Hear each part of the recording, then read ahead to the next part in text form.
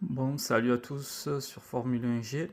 Donc, on fait un petit point sur le début de ce week-end à Barcelone. La tendance, d'après ce qu'on voit, c'est que quand même les McLaren ont apporté quelques évolutions, mais elles sont toujours devant. Que Ferrari aussi est en embuscade avec Red Bull. Bon, Red Bull, c'est Max Verstappen parce que Yuki Tsunoda, qui est dans la seconde Red Bull, est toujours distancié. Enfin, on ne sait pas ce qu'il y a avec cette seconde Red Bull qui marche. Qui est en demi-clin par rapport à Max Verstappen. Donc, est-ce que c'est la voiture qui convient pas? Est-ce que c'est le pilote? Est-ce qu'il y a deux voitures différentes? Bref, on n'en sait rien. En attendant, bon, il n'y a qu'une seule Red Bull.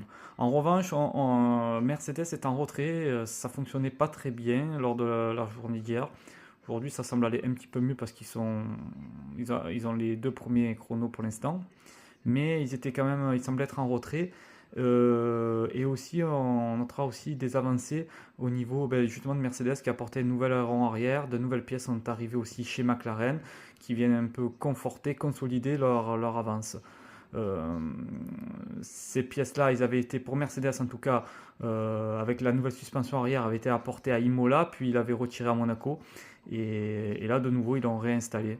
Bon, à voir pour la suite du week-end.